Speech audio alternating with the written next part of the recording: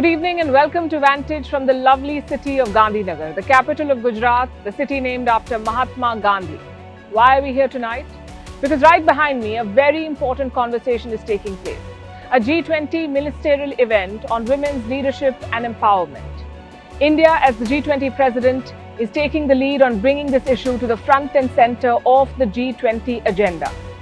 We'll share notes on the interventions and policy prescriptions discussed here.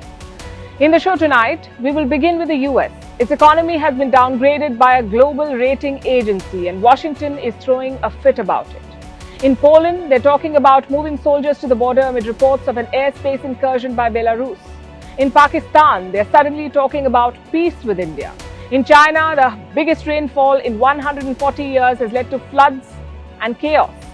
Australia wants the right to work from home and they're moving court for it. And Canada has a new policy to stop people from smoking. We'll tell you all about it. The headlines first. Recep Tayyip Erdogan calls Vladimir Putin. The Turkish president has asked his Russian counterpart to not escalate tensions. The phone call comes as the grain deal remains stuck in limbo. Moscow exited the deal last month, blocking the supply of grain from Ukraine to the world. Pakistan Prime Minister says, quote-unquote, Afghan citizens are helping suicide bombers. This comes just days after a bombing in Pakistan's restive Khyber Pakhtunkhwa province. More than 50 people were killed in the attack. Pakistan has seen an increase in attacks since the Taliban took power in 2021. Former US President Donald Trump has been indicted. He's been charged with plotting to overturn the 2020 election, which he lost. Some of the charges against Trump carry penalties up to 20 years in prison. This is his third criminal indictment since the month of March. Get ready for digital detox, Beijing style. Chinese children and teens will be cut off from the internet at night.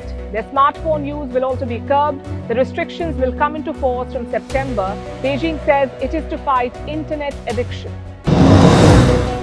Good news for tourists who fled wildfires in Greece. They can now return to the Rhode Island next year for a week and it will be free of charge. Thousands of visitors were forced to evacuate this summer due to the wildfires.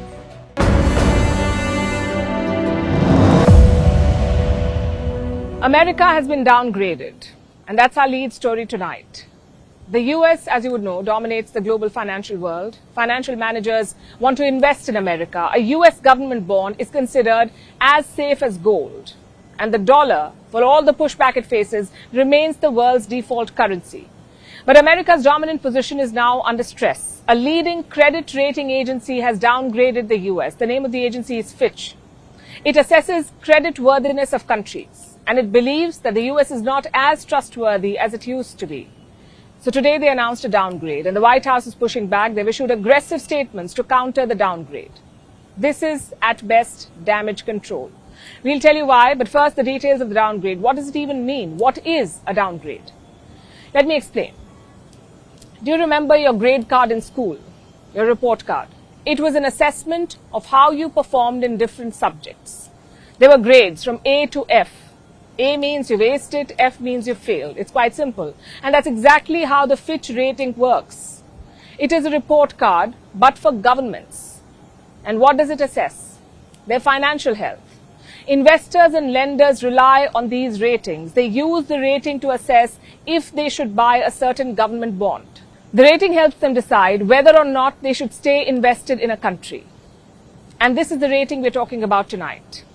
Let's look at the Fitch report card. Earlier, America was rated AAA, AAA, the highest. The US was the school topper, the best in class, one of the safest places to keep your money. Now, it has been pushed one level down from AAA to AA+. How bad is that? Well, technically speaking, not very bad, just a notch down in the pecking order.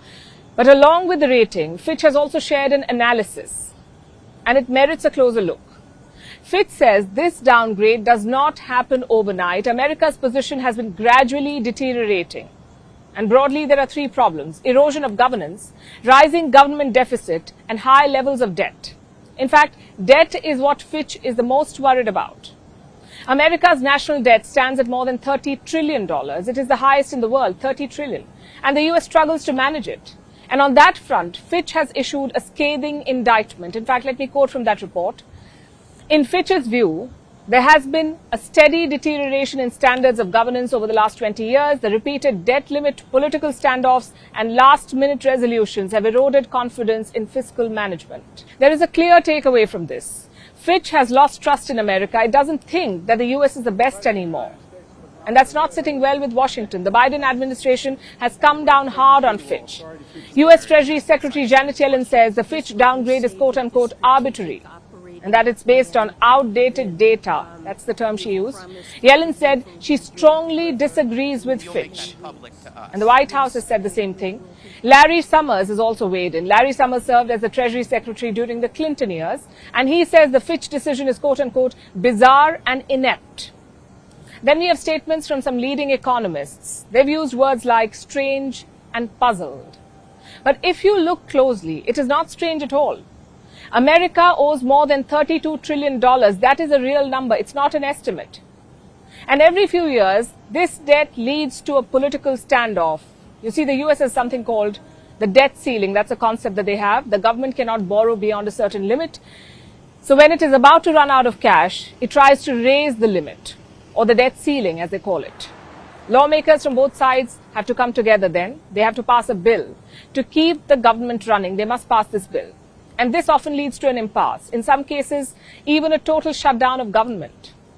Since the 1970s, there have been a total of 21 shutdowns, 21 government shutdowns in the US. This year, they almost defaulted on their debts, the US government.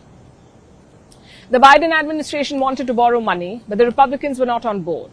It went down to the wire. They waited till the very last minute to pass the new budget and raise the borrowing limit. So the US narrowly avoided a default. There was no shutdown, but the uncertainty spooked the financial world. This Fitch report conveys the same reality. So instead of complaining, perhaps the US should set its house in order. Things are escalating in Eastern Europe. Poland is making a big claim. They say their airspace was violated by Belarus. They say 2 attack helicopters crossed over on Tuesday. If true, this is a major escalation. You see, Poland is a member of the NATO alliance. Belarus is Putin's biggest ally. A clash between these two countries would be disastrous. So what exactly happened?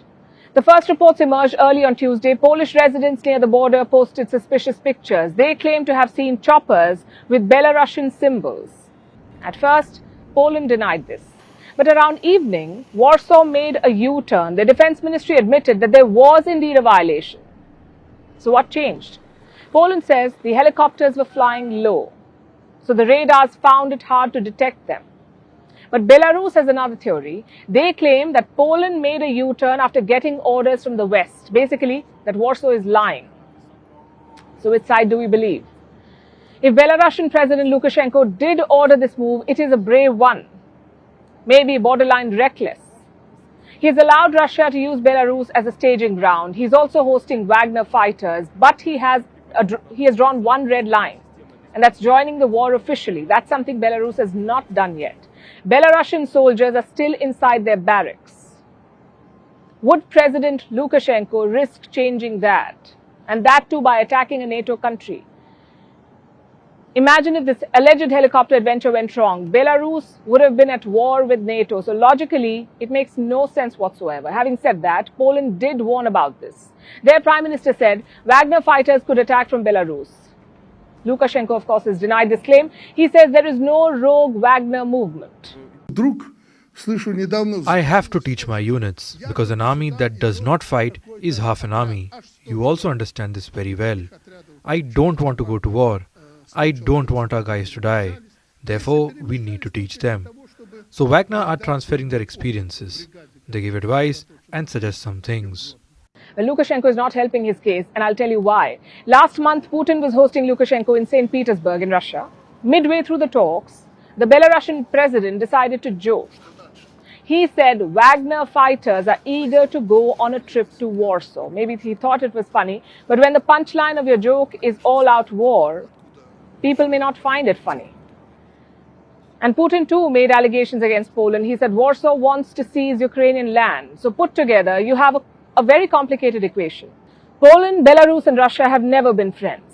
They have unfinished business from the Soviet times, and now there is a new variable in this equation, and that variable is called the Wagner fighters. Around 1,000 of them are based in Belarus.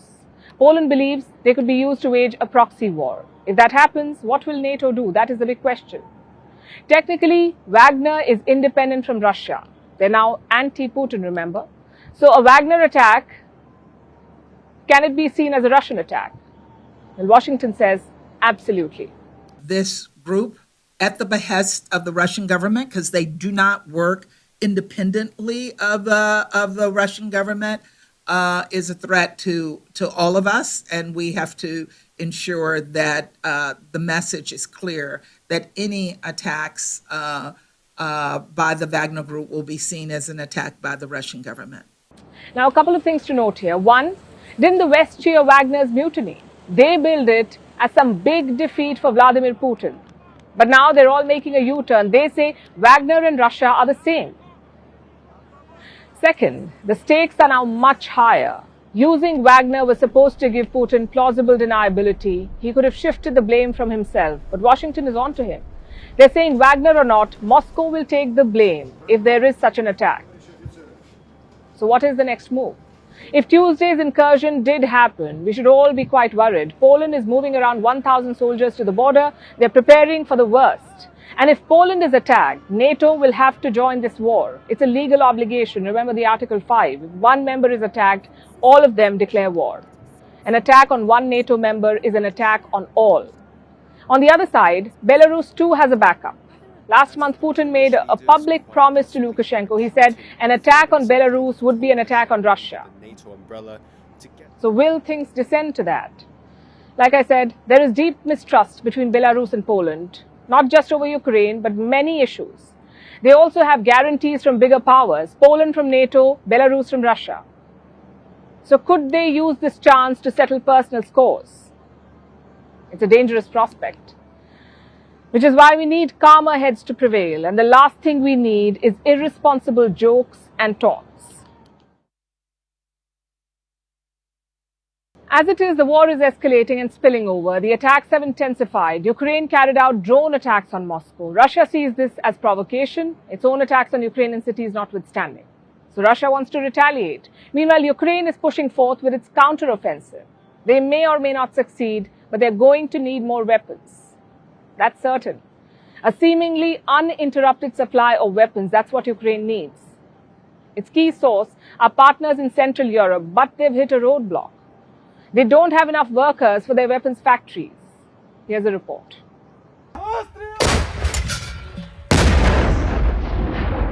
Over 500 days into the conflict, Ukraine and its Western backers are confronting a new challenge. No, it's not the weapon supplies. Manufacturers are ready to meet Kyiv's requirements. What they are struggling with is talent. The workers needed to make the weapons are in short supply. A recruitment drive is underway in Central Europe.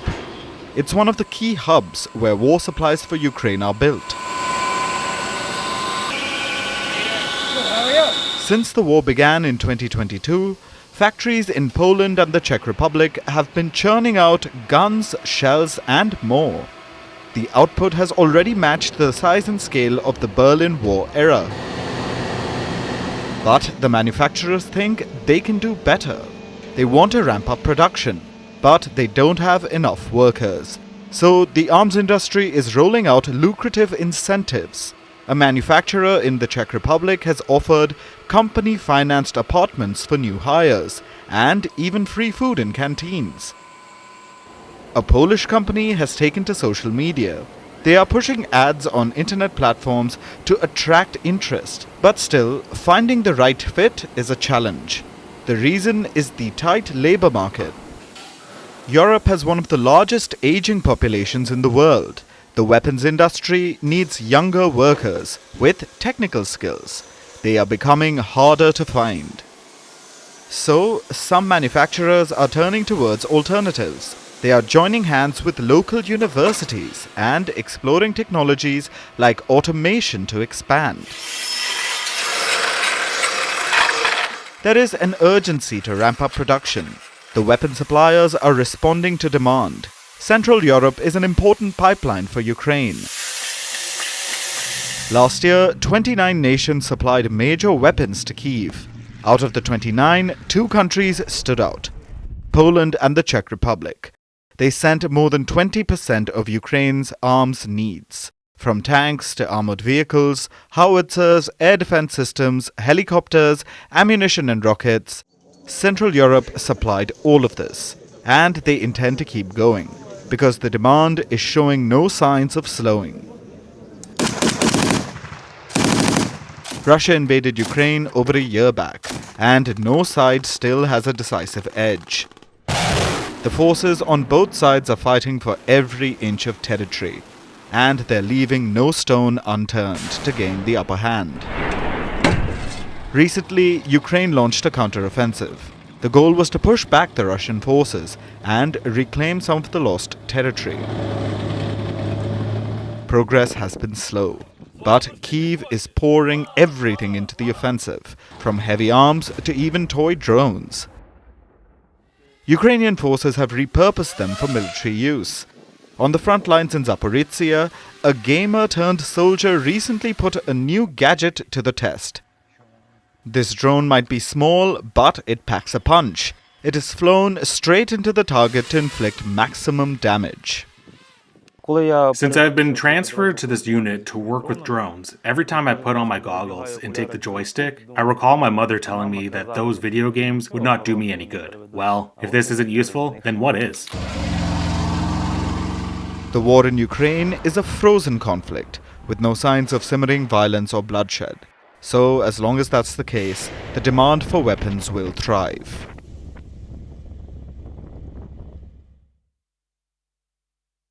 Brace yourself for this next story because Pakistan is talking about peace. It's one of the most absurd stories of the week. Maybe a tie with this human/bear in China. Pakistan's Prime Minister Shehbaz Sharif wants talks with India. Listen to this first. We are prepared to talk to them, provided that the neighbor is serious to talk serious matters on the table. Because war is no more an option, that our neighbor has to understand that we cannot become normal neighbors unless abnormalities are removed, unless our serious issues are understood and addressed through peaceful and meaningful discussions. Classic Pakistan. Talk about war and peace in the same sentence. Just one advice for Shehbaz Sharif though. Next time, maybe mention who we are talking about. It's India, not neighbor. Now there are two things which stand out in Shehbaz Sharif's statement. One, he is accusing India of not being serious. You heard his words. We are willing to talk provided the neighbor is serious. That's what he said. And two, he talks about abnormalities. Shehbaz Sharif says abnormalities must be removed if relations are to be normal. Good wordplay, but beyond that, what are these abnormalities? That Shehbaz Sharif did not specify. For India, it's always been terrorism. India has insisted that terror and talks cannot go hand in hand. We'll have to wait and see the response this time. But Shehbaz Sharif's comments were not isolated. Elsewhere, his Minister of State for Foreign Affairs was also talking about India. Her name is Hina Rabbani Khar, and her tone was quite different. Listen to this. Then there is the East, okay, which is the darling of the West, but really has decided to be the darling of the West while at the same time being very, very belligerent within the East. So India, stands out as a country which is very, very open towards certain countries, but very, very closed-minded towards some of its own people and towards certain countries within the region.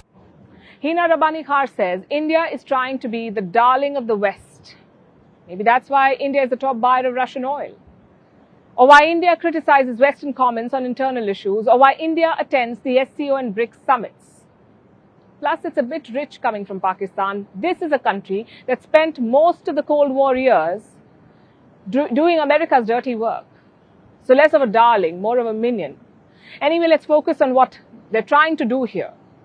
The Pakistani leaders. Sharif, at least on paper, is the Prime Minister of Pakistan. Any initiative aimed at peace is welcome, especially coming from Islamabad.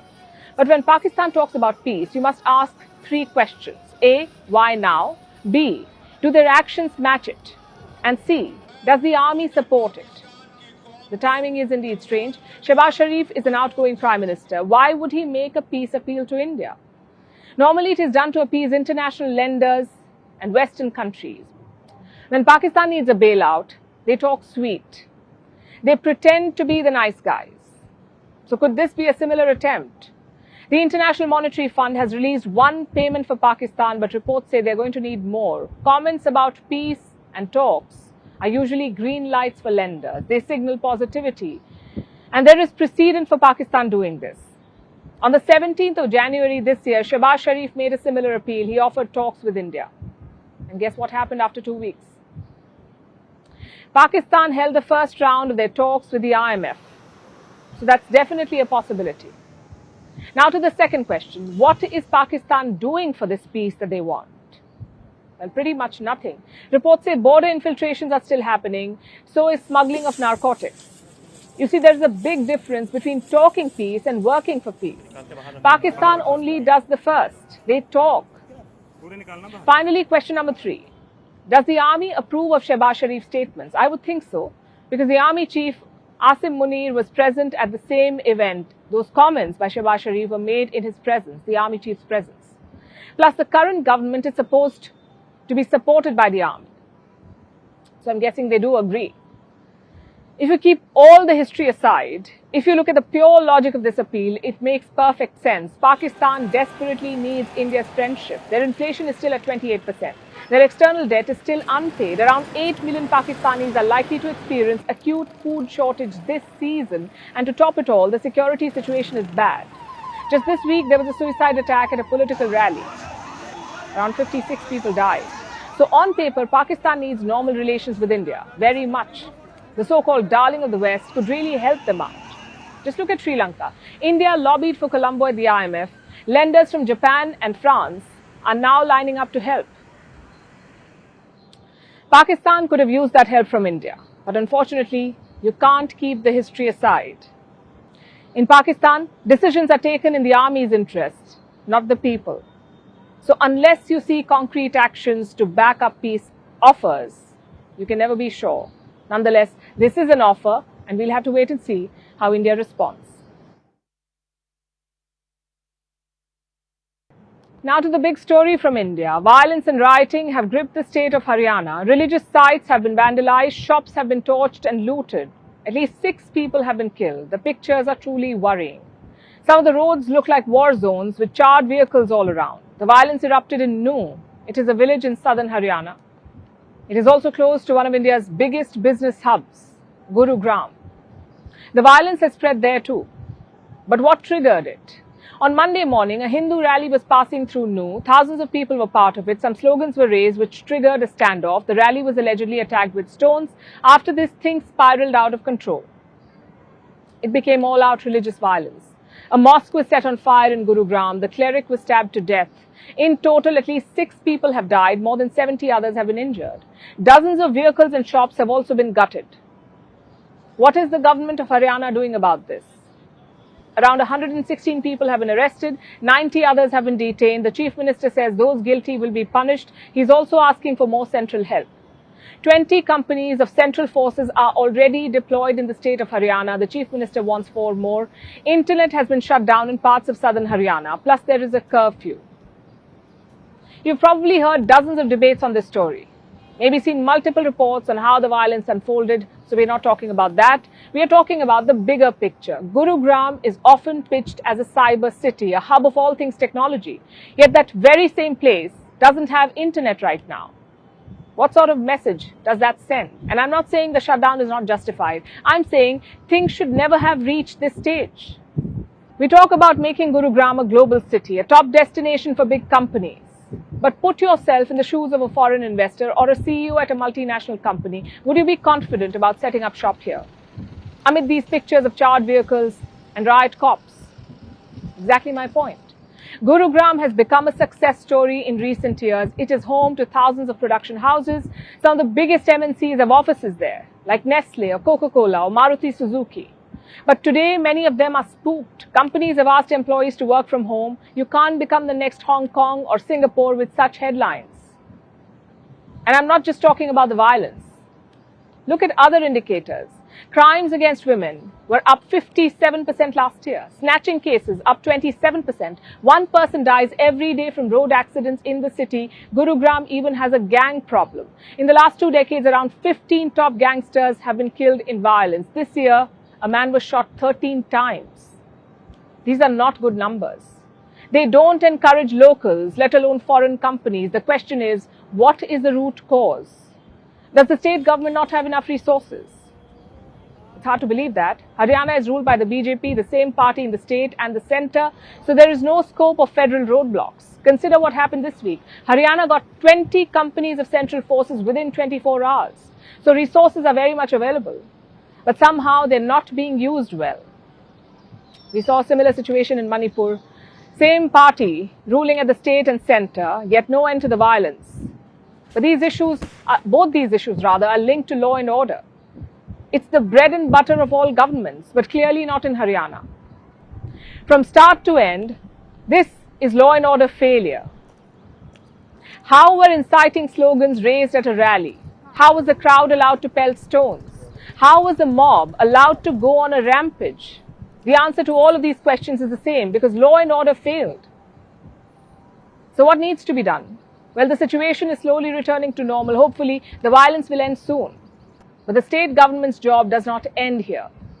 As citizens, we have some expectations from them. Going to office without being attacked, walking on the roads without being stone pelted, running our businesses without mobs at the door. Is that really too much to ask? If Gurugram wants to be a futuristic city, it must get the basics right. Our next story comes from China and Japan. Two storms are wreaking havoc in these countries. Beijing is battling the fallout of Typhoon Doksuri, and Japan is facing off against Typhoon Hanoon. Beijing is partially submerged in water and mud. The Chinese capital has recorded its heaviest rains in 140 years. 140 years, which means it's the heaviest rainfall in Beijing since records began. Meanwhile, Japan's Okinawa island was battered by strong winds, heavy rain and destructive waves. More than a third of the island is without electricity, and it may take a while for things to improve. Here's more. The rain seemed to have relented in Beijing, at least a little. That's because Typhoon Doksuri is moving on. But it left almost every part of Beijing submerged. These are visuals from one of the airports in the city. The runways were underwater and the flights were grounded.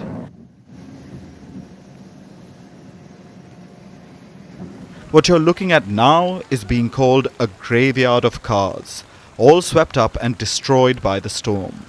Most of Beijing has been left with streets full of water, mud and trash. This is a wetland park in the city. The water levels have reached the treetops there, and the park has become home to a floating pile of garbage. Doksuri caused tremendous destruction.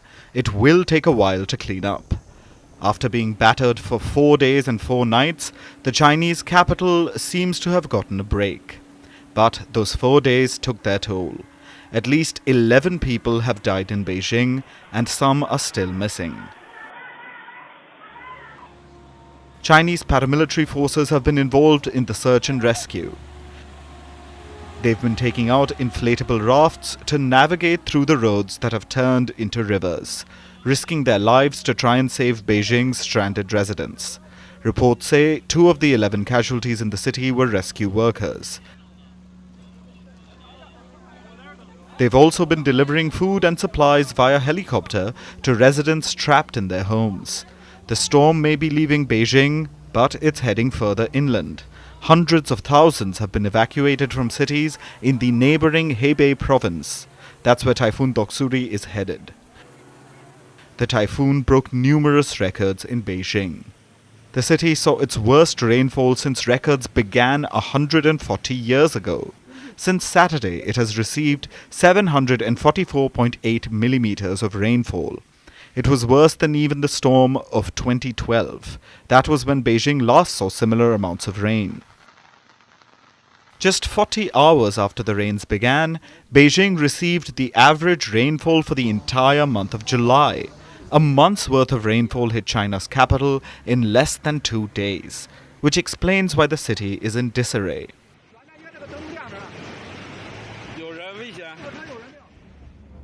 Now that the typhoon has gone, Beijing has some breathing space to work on rescue and recovery. But in nearby Japan, the chaos is just beginning. Typhoon Kanun is wreaking havoc there. Kanun means jackfruit in Thai, but the sweet-sounding name takes nothing away from its fury. It has just passed the island of Okinawa. Okinawa is located in the far south of Japan, and this is the state of the island. Cars have been tossed aside by Typhoon Kanun's strong winds. The winds uprooted trees in the island as well. They led to huge waves crashing down on Okinawa's shores. And the typhoon also led to a massive power outage. More than a third of the island's houses were without power. About 200,000 people were affected. All flights from the island's airport were suspended, leaving residents and visitors at the mercy of the typhoon. The typhoon is moving west towards China at the moment, but it is expected to return. Come Friday, Typhoon Kanun is expected to turn towards Okinawa again, and once again drench the island. So the island is bracing itself for a tough week. One thing is certain, none of this is normal. These extreme weather events are the result of human-induced climate change. We are making things worse. How long till we accept that our constant greenhouse gas emissions are harming us in the long run? How long before we work earnestly towards fixing our mess? Now let's talk about another Southeast Asian country, Singapore, where the bottom line is, well, the bottom line. Back in 2007, the government made a major announcement. It had hiked the salaries of its ministers, not by 20 or 30%, but by 60%. An increment of anyone's dreams, really, 60% hike. The Prime Minister saw his pay jump to over $2 million. It was 5 times what then US President George Bush was making. Why was Singapore so generous with its ministers' salaries? Well, there is no hidden or evil reason here, hopefully. They simply wanted to pay the lawmakers well, to ensure that they were happy, to deter corruption, and to keep the politics clean. Today, Singaporean lawmakers are among the best paid in the world. Their salaries are comparable to top earners in the private sector. But here's the thing. When the government pays its leaders well, it also demands accountability. It always should, but in this case particularly. And a clear example of this is before our eyes. Meet S. Iswaran, the Transport Minister of Singapore. He was arrested last month in relation to a corruption investigation. Incidents of corruption are rare in Singapore, at least reportedly and until recently. Singaporean lawmakers are known to stand on high moral ground. And with Iswaran's corruption scandal too, the parliament refuses to lower its pedestal. An investigation is still underway, but Iswaran is already facing the music. His pay has been cut by 82%. You heard that right. A cabinet minister under investigation has got a pay cut, and that too by more than 80%, 80. It's almost unbelievable. How many times do you hear that? Not enough, I would say. Reports say this has happened only twice in the past, both times in Japan. In 2021, 5 officials in Japan's communication ministry received pay cuts. What for? For whining and dining. They enjoyed expensive meals sponsored by the companies they worked with. In 2018, Japan's then finance minister Taro Aso took a pay cut. It was voluntary. He let go of his salary for 1 year because 20 of his officials tampered with public documents. Can you believe it? The finance minister of a country taking 1 year's salary cut, taking responsibility for his team's actions. Sounds almost dystopian. That is not to say that ministers do not take pay cuts. Of course they do. All across the world on several occasions. I'll give you some examples. This year, Mozambique reduced the pay of its senior officials to reduce its salary bill. Last year, Malaysian ministers took a 20% pay cut. This was to show solidarity as their country suffered economic troubles. During the pandemic in 2020, both Indian and Kiwi ministers took a pay cut, which is all very well, but more often than not, these moves fail to impress people. because leaders across the world have been involved in corruption charges. Take, for instance, Pakistan's former Prime Minister Imran Khan. He has more than 100 cases of corruption against him. Whatever the talk of political vendetta, there is proof of corruption against Imran Khan. He faces the law. Here in India, scores of leaders have corruption cases. What action do they face? How often is justice served? Forget punishment. Do they even get a pay cut? And that is not enough punishment for a corrupt lawmaker. But it makes a significant point. Lawmakers say they serve their country and their people. Do they face action when they don't do their job well? Do they get an incentive when they do it better? In a world where all of us are assessed on the basis of performance, I think it's time we demand better accountability and more transparency from lawmakers. Singapore's example is an interesting one. What do you think? Do you think salary cut should be punishment for a minister who doesn't deliver or is under investigation? Write to us with your thoughts. Our next story is about work from home, the modern work conundrum. It has divided people like few things can. There's a bunch of people who like their comfort and freedom and want to continue working from home. And there's another set that says remote work compromises productivity and teamwork. Is it just a war of preferences, or does data support one case over another? And that debate is very much on. In countries like Australia, it has turned into a lightning rod. Australians are so mad about returning to office, they're taking companies to court. They want the right to work from home forever. Here's a report. The worst of the pandemic is over. People are back to living their normal lives. But what exactly is the new normal? Is it working from home? Is it working from office? Is it a bit of both? That's up for a debate. And it's turning out to be quite a contest. Elon Musk may call for an end to work from home, but it's unlikely he will succeed in Australia.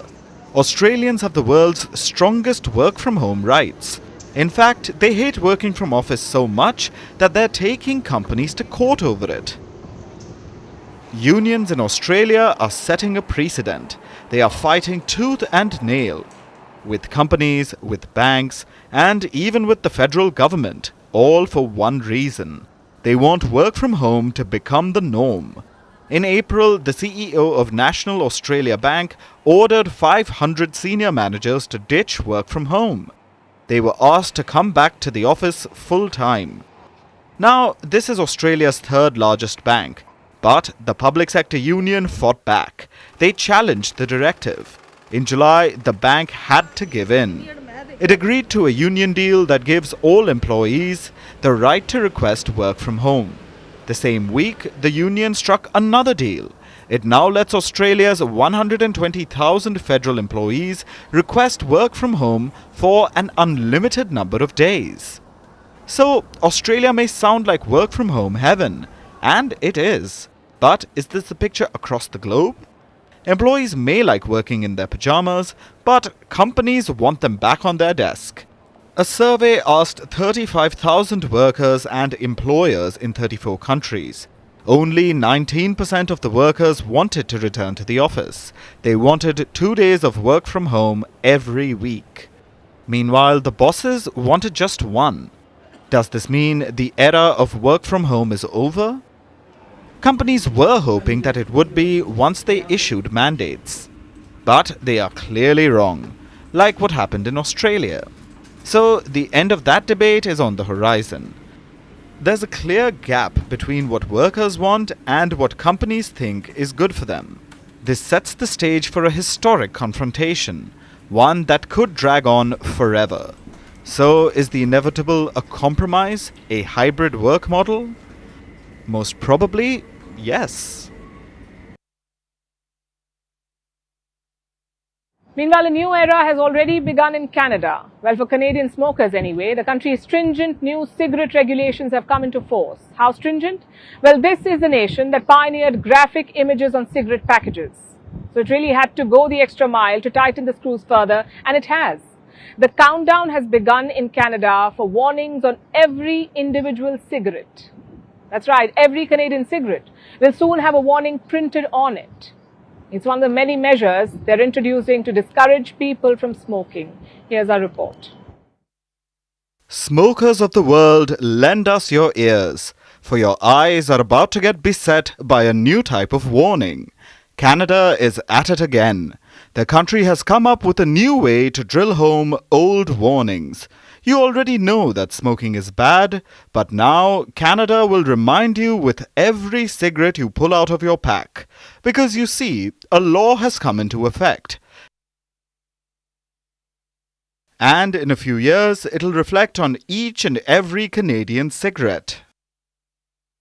The first smoke from your new cigarette pack may say, cigarettes damage your organs. The next could be different, marginally. It could say, cigarettes cause cancer. Or that cigarettes cause leukemia. You know, for those of you who like a more scientific warning. It may say, tobacco smoke harms children. Or for those of you without little ones of your own, cigarettes cause impotence. And in a poetic way to round off your chain-smoking journey, the last warning could be poison in every puff. You see, Canada really has brought about a new law to enable all this.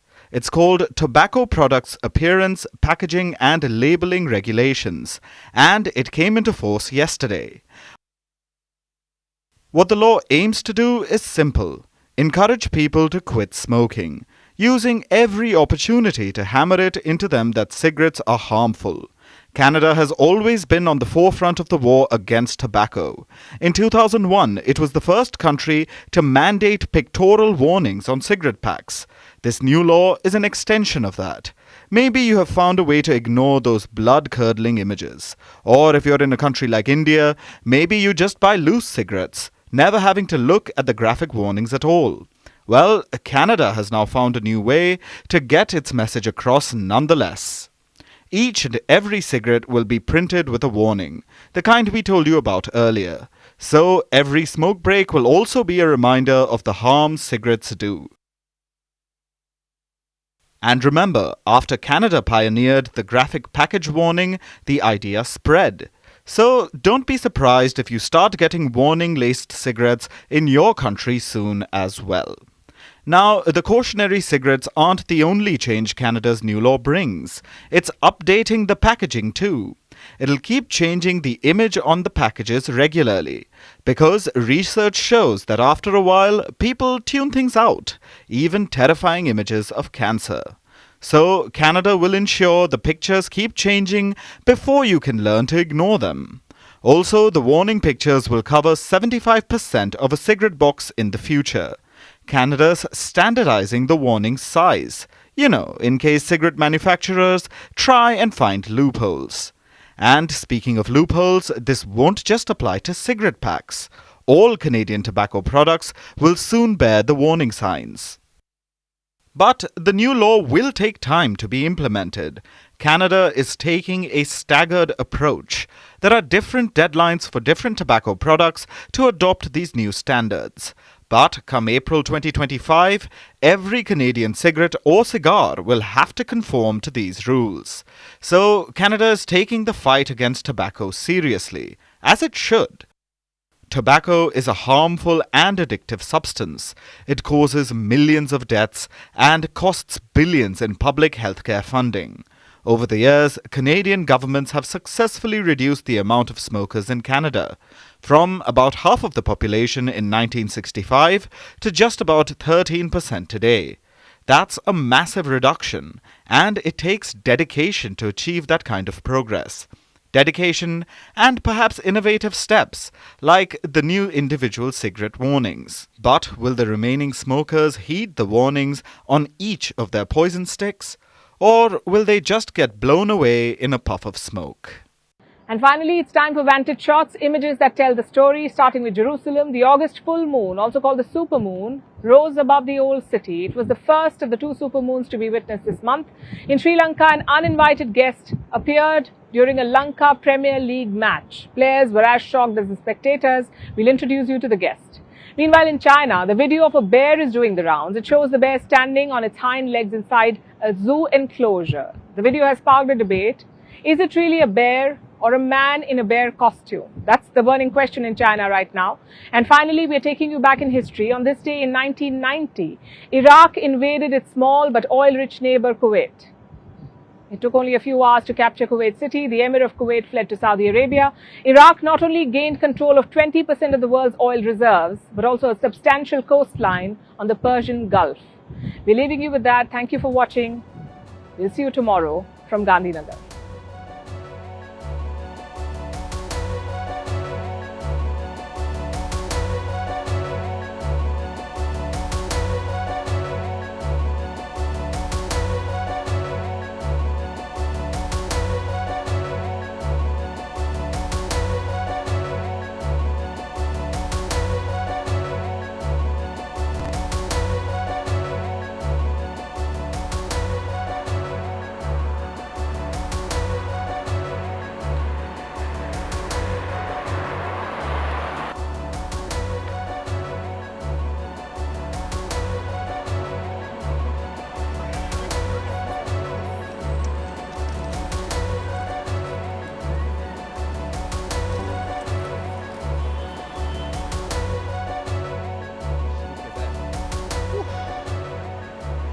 One thing that cricket field, I think we've got to wait for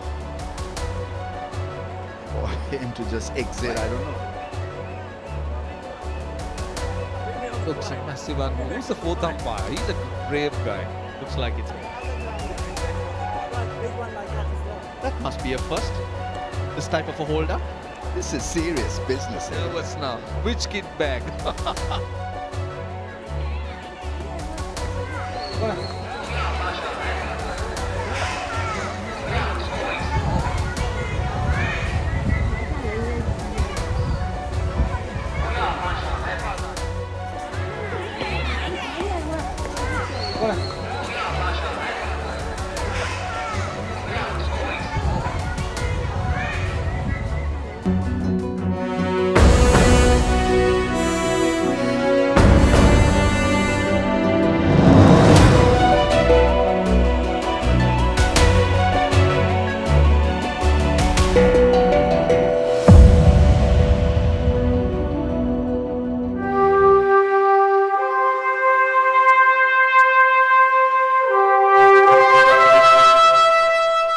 We're in Washington, D.C., the capital of the United States of America, where Prime Minister Modi will arrive for his first state visit.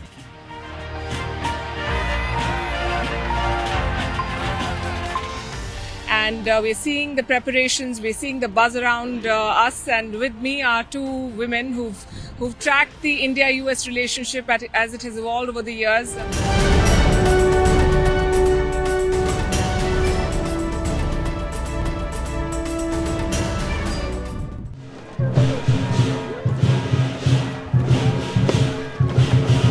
This is Washington's Chinatown. A massive friendship arch draws you in. The White House isn't the only landmark built by slaves. Nearby is the Washington Monument. It's a hallmark of DC's skyline. It's an imposing presence. It's supposed to showcase strength. It was built to honor America's first president, George Washington. This monument, too, was built by slaves.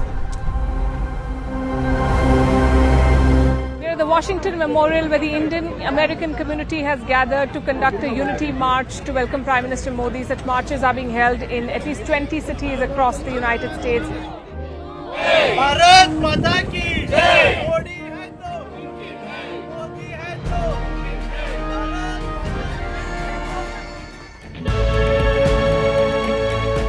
Behind me is the US Capitol building. It is part of what is called the front yard of America, the National Mall, home to the most iconic buildings in the country, also the seat of the US Congress.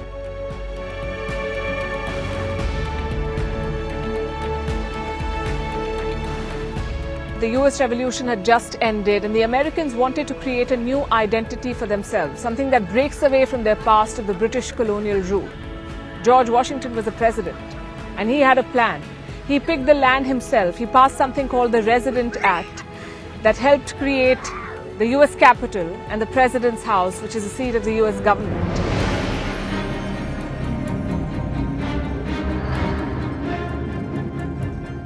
Are you selling drones to India. Which ones and how many?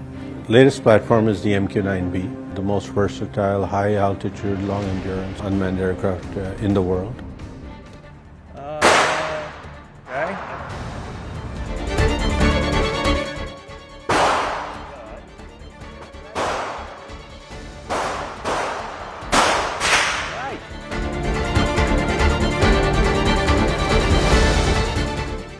Look at this. This is an ad for a gun, Glock firearms. And nowhere else have I seen something like this, ads for firearms and weapons so openly and frequently displayed in civilian spaces. This is America for you. It's a country which has more guns than people.